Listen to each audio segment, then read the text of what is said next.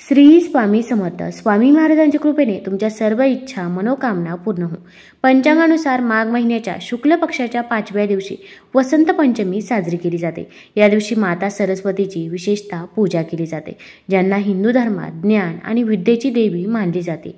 तसेच या खास प्रसंगी जर तुम्ही काही उपाय केले, काही सेवा केल्या तर त्या खूप प्रभावी ठरतात. शुक्ल पक्षातील ही पंचमी तिथी 2 फेब्रुवारीला सकाळी 9:14 सुरू होणार असून ही 3 फेब्रुवारीला 6:52 संपणार आहे. तर आपल्याला ही वसंत पंचमी 2 फेब्रुवारीला साजरी करायची आहे. आता या दिवशी जर आपण काही उपाय केले, काही सेवा केल्या तर त्या खूप प्रभावी ठरत असतात. आता या दिवशी आपण मुलांसाठी उपाय व सेवा आवर्जून करायलाच पाहिजे, कारण की वर्षातून अशी एकच संधी असते. या संधीचं जर आपण सोनं केलं तर आपल्या मुलांची नक्कीच प्रगती होईल. भरपूर वेळा आपल्या मुलांची पाहिजे तशी प्रगती होत नाही. प्रत्येक आईवडिलांची इच्छा असते की आपल्या मुलांची प्रगती व्हावी. अभ्यासात असेल किंवा नोकरीमध्ये असेल, कोणत्याही क्षेत्रामध्ये त्याने मागे राहू नये. पण मुलं अभ्यास तर करतात, पण त्यांना पाहिजे तसे मार्क्स मिळत नाही किंवा नोकरी मिळत नाही, नोकरीमध्ये प्रमोशन मिळत नाही, तसेच संतान प्राप्ती होत नाही, विवाह हा वेळेवरती जुळून येत नाही. तसेच मुलांना वाईट संगत देखील लागलेली असते किंवा मुले घरामध्ये उद्धटपणे बोलतात, रागवतात. मग मुलगा लहान असेल किंवा मोठा असेल किंवा मुलगी असेल, प्रत्येकाबाबत आपल्याला या सर्व समस्या जाणवत असतात. तर या सर्व समस्या दूर होण्यासाठी या वसंत पंचमीच्या दिवशी कोणते उपाय करावे, कोणत्या सेवा कराव्या, याबद्दलची सर्व माहिती आपण आज या व्हिडिओमधून जाणून घेणार आहोत. तत्पूर्वी तुम्ही चॅनलमध्ये नवीन असाल तर चॅनल लाईक करा व सबस्क्राईब देखील करा. कमेंटमध्ये श्री स्वामी समर्थ किंवा ओम सरस्वती देवी नमः लिहायला विसरू नका.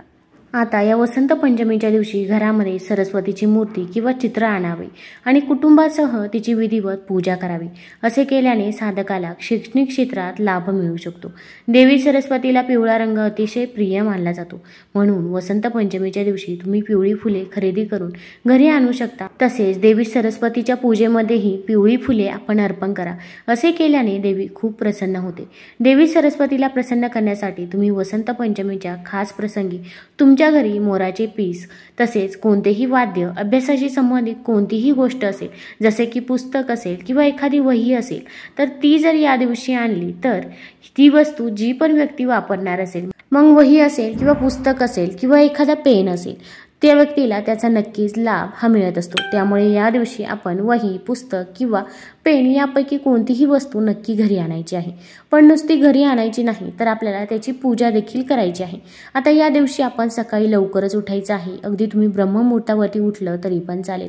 ब्रह्ममुहूर्तावरती आपण जी काही पूजा करतो, सेवा करतो, त्या सेवेचे आपल्याला अगणित फळ हे बघायला मिळते. आता या दिवशी देवीसमोर आपल्याला एक दिवा प्रज्वलित करायचा आहे. आपण एक प्लेट घ्यायची आहे. प्लेटमध्ये स्वस्तिक काढायचं आहे. प्लेटमध्ये आपण हळदी आणि कुंकवाने स्वस्तिक काढायचं आहे. स्वस्तिक हे शुभतेचं आणि मांगल्याचं प्रतीक समजलं जातं. जिथे स्वस्तिक काढलं जातं तिथे नेहमी शुभ कामे ही होत असतात. त्या स्वस्तिकवरती आपण थोड्याशा अखंड अक्षता अर्पण करायचे आहे. आता आपण मातीची पंती घ्यायची आहे. आता या दिव्यामध्ये आपण शुद्ध तूप टाकायचं आहे. शुद्ध तूप जर नसेलच तर तुम्ही तिळाचं तेल किंवा मोहरीचं तेल वापरू शकता. हा दिवा प्रज्वलित करायचा आहे. आणि आपल्या घरामध्ये जर केसर असेल तर आपण या दिवशी या दिव्यामध्ये जर केसर टाकलं तर आपल्या घरातील सर्व व्यक्तींची प्रगती ही होत असते. आपल्या आयुष्यातील अडचणी, अडथळे, दुःख हे दूर होण्यास मदत होत असते. आणि जर घरामध्ये केसर नसेल तर अशा वेळेस तुम्ही चिमूटभर हळद टाकली तरी पण चालेल. हळद ही भगवान विष्णूंना अत्यंत प्रिय आहे. हळद माता लक्ष्मीला देखील आकर्षित करत असते. तसेच हळद आपला गुरुग्रह देखील बळकट करत असते. आता या दिवशी आपण एक चौरंग मांडायचा आहे. चौरंगावरती लाल रंगाचं कापड टाकायचं आहे. तिथेच हा दिवा आपण ठेवायचा आहे. दिव्याला हळदी कुंकू लावायचं आहे, फूल व्हायचं आहे. आणि यानंतर माता सरस्वतीचा फोटो असेल किंवा मूर्ती असेल किंवा फोटो मूर्ती नसेल तर आपल्या घरामध्ये जी पण माता लक्ष्मीची मूर्ती असेल ती माता लक्ष्मीची मूर्ती तिथे ठेवायची आहे. माता लक्ष्मीला अभिषेक करायचा आहे. माता लक्ष्मीला हळदी कुंकू लावायचं आहे. पिवळ्या रंगाची फळे, फुले अर्पण करायची आहे. तसेच आपली जी काही पुस्तकं आहे, वही आहे, ती देखील आपण तिथे ठेवायची आहे. या दिवशी नवीन पुस्तक किंवा वही खरेदी केलं असेल तर ते देखील आपण तिथे लाल रंगाच्या कपड्यावरती ठेवायचं आहे. त्याची देखील आवर्जून पूजा करायची आहे. पहिल्या पानावरती आपण या दिवशी स्वस्तिक काढायचं आहे. कुंकू घ्यायचं आहे. कुंकुवामध्ये गुलाबजल किंवा गंगाजल टाकायचं आहे आणि त्या कुंकुवाने आपण त्या पहिल्या पेजवरती स्वस्तिक काढायचं आहे. त्या स्वस्तिकवरती आपण थोड्याशा अखंड अक्षता देखील अर्पण करायच्या आहे.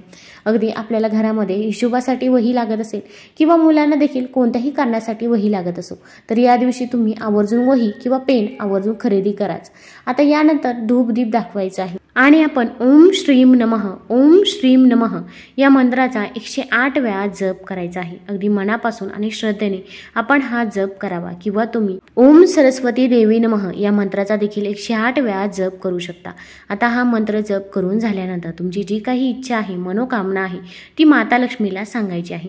मग कठीणातली कठीण कोणतीही इच्छा असो, आपल्या घरामध्ये पैसा येतो पण तो पैसा स्थिर राहत नाही किंवा मेहनत करून देखील आपल्याला कष्टाचे फळ मिळत नाही, जे काही आहे ते मनापासून आणि श्रद्धेने सांगायचे आहे।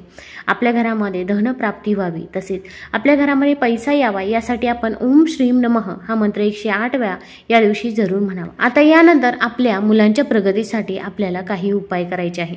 तर आपण थोडेसे तांदूळ घ्यायचे आहे। तांदूळ हे अखंड असावे, कुठेही तुटलेले फुटलेले नसावे। अख्खे तांदूळ घ्यायचे आहे। एखाद्या ताटामध्ये हे तांदूळ काढून घ्या। आता यामध्ये आपण हळदी कुंकू देखील अर्पण करायचं आहे आणि आपली जर लहान मुले असतील तर त्यांना आपण मांडीवरती बसवायचं आहे किंवा जर मोठी मुले असतील तर मोठ्या मुलांनाच तुम्ही हा उपाय करायला लावायचा आहे। आता या तांदळामध्ये आपण आपल्या हाताच्या बोटाच्या साहाय्याने एम हा शब्द लिहायचा आहे। आता जर मुलांना लिहिता येत नसेल तर अशा वेळेस तुम्ही मुलांचं बोट पकडून तुम्ही एम हा शब्द नक्कीच त्या तांदळावरती लिहू शकता। आता एम हा शब्द लिहिल्यानंतर ते तांदूळ आपल्याला माता लक्ष्मी समोर तसेच ठेवायचे आहे। अगदी दिवसभर रात्रभर आपण ते तांदूळ तिथेच राहून द्यायचे आहे। तांदूळ जेव्हा तिथे ठेवत असतो तेव्हा आपण म्हणायचं आहे की माझ्या मुलाची प्रत्येक क्षेत्रामध्ये प्रगती होऊ दे किंवा मुलांना ज्या काही अडचणी, अडथळे, संकटे येत असतील, मग शिक्षणामध्ये असेल किंवा नोकरीमध्ये असतील, तर ते सर्व आपण माता सरस्वतीला सांगायचे आहे। अगदी मनापासून आणि श्रद्धेने आपण ही सेवा करायची आहे। तसेच आपल्या मनामध्ये सकारात्मक भाव असणे देखील तितकेच महत्त्वाचे आहे। आता या दिवशी आपण मुलांच्या जिभेवरती देखील एम हे अक्षर लिहायचे आहे। मग आपण थोडीशी मध घ्यायची आहे। हात प्रथम स्वच्छ धुवून घ्यायचे आहे। तुमच्याकडे जर दर्भाची काडी असेल तर दर्भाच्या काडीने आपण मुलांच्या जिभेवरती एम लिहायचा आहे किंवा दर्भाची काडी नसेल तर सोन्याची काडी असेल तर सोन्याच्या काडीने देखील आपण एम हे मुलांच्या जिभेवरती लिहू शकता। आणि दर्भाची काडी आणि सोन्याचीही काडी नसेल तर अशा वेळेस आपण हाताच्या बोटाने मुलांच्या जिभेवर एम हे अक्षर लिहायचं आहे। अगदी तुम्ही हा उपाय सकाळी करू शकता किंवा सायंकाळी केला तरी पण चालेल, पण या वसंत पंचमीच्या दिवशी दिवसभरामध्ये आपल्याला जेव्हा वेळ मिळेल तेव्हा तुम्ही हा उपाय करायचा आहे। आता मुलांना अगोदर पाटावरती किंवा चौरंगावरती बसवायचं आहे। बसवताना पूर्वेकडे किंवा पश्चिमेकडे तोंड करून बसवावं। फक्त दक्षिण दिशेकडे तोंड येणार नाही याची आपल्याला काळजी घ्यायची आहे। त्यानंतर मुलांचं औक्षण करायचं आहे आणि त्यानंतर मुलांच्या जिभेवरती आपण एम हे अक्षर लिहायचं आहे। आता एम हे अक्षर लिहिल्यानंतर आपल्या मुलांबाबत ज्या काही अडचणी, अडथळे असतील तर त्याबद्दल तुम्ही माता सरस्वतीला सांगायचं आहे।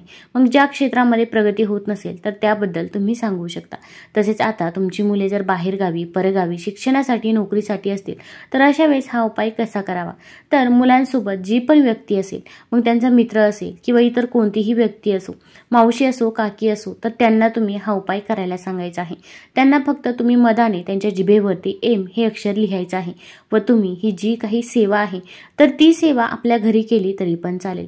तसेच या दिवशी आपण मुलांना ओम सरस्वती देवी नमः ओम सरस्वती देवी नमः या मंत्राचा जेवढ्या वेळा जप होईल तेवढ्या वेळा जप आवर्जून करायला लावायचा आहे किंवा अगदी तुम्ही मोबाईलवरती देखील लावून देऊ शकता।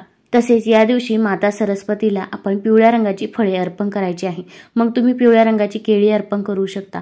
तसेच केळी पहिल्यांदा माता सरस्वती समोर थोड्या वेळ ठेवायची आहे। नंतर ती केळी तुम्ही लहान मुलांमध्ये वाटून द्यायची आहे। यामुळे आपल्या मुलांची अभ्यासामध्ये, नोकरीमध्ये प्रगती होत असते व मुलांना माता सरस्वतीचा आशीर्वाद मिळत असतो।